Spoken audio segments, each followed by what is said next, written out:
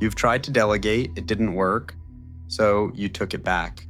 Did it yourself, told yourself your team wasn't ready, told yourself it was faster this way, told yourself you'd try again later, and later never came. Here's what nobody told you. The problem was never your team. The problem was you tried to delegate something that didn't exist yet. Stay until the end of this video because I'm going to show you the exact reason delegation fails every single time. And the one thing you have to build before you hand anything to anyone. Most operators never figure this out. The ones who do get their time back permanently. Here's what delegation actually requires. It requires a process, a documented, clear, repeatable process that someone else can follow without asking you questions, without guessing, without needing your judgment at every step. Most operators don't have that. They have experience, they have instinct, they have years of knowing exactly what to do in every situation, but none of that is written down. None of that is transferable. None of that can be handed to someone else. So when they try to delegate, they're not delegating a process, they're delegating a mystery. And then they're surprised when the result is wrong. You cannot delegate a mystery.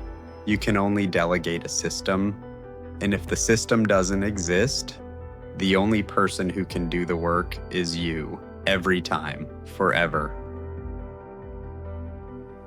If you've ever taken work back because it was faster to do it yourself, subscribe right now. That feeling is the signal, and this channel is built to help you fix what's causing it.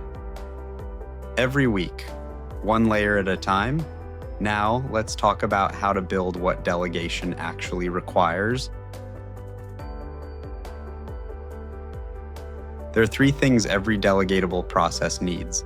The first is a clear outcome definition, not handle the client, not take care of it. Exactly what done looks like, what the client receives, by when, in what format, to what standard.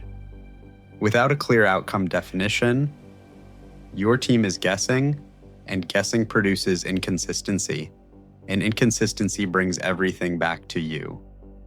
The second is a step-by-step workflow. Every action, every decision point, every tool used, every communication sent, written down in order with examples, without a workflow. Your team is improvising, and improvised work always needs your review, which means you never actually delegated. You just added a step. The third is a decision framework, a document that answers the questions your team would ask you. What do we do if the client pushes back? What do we do if the deadline moves? What do we do if something goes wrong? Most of those questions have the same answers every time. Write the answers down once, and your team stops asking, and you stop being interrupted. Outcome definition, step-by-step workflow, decision framework. Build those 3 things for one process, just one, and watch what happens to your time. I worked with an operator who had tried to hire 3 different people for the same role. Fired all 3. Convinced the problem was the people. We looked at what they were being asked to do. There was no written process, no outcome definition, no workflow, no decision framework, just a vague job description and the expectation that a good hire would figure it out. Nobody figures it out, not because they're incompetent, because figuring it out requires the years of experience and instinct that only the operator has. We spent 4 weeks building the process documentation for that one role.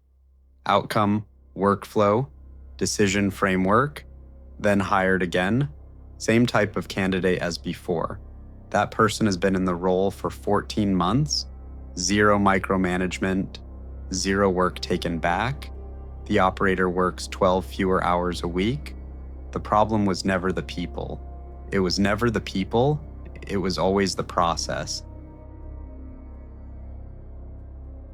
Here's what I want you to leave with.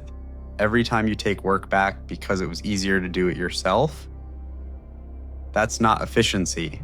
That's a signal that the process doesn't exist yet. And until it exists, you will always be the only person who can do that work. The fix is not a better hire. The fix is not more patience. The fix is building the process that makes delegation possible. Outcome, workflow, decision framework. Pick one thing you've taken back this week. Build those 3 elements for it. That's your starting point. The full 5-layer framework is free at patricksystems.com. It includes exactly how to build the operational leverage layer that makes delegation permanent. patricksystems.com. And if this finally explained why delegation keeps failing you, subscribe.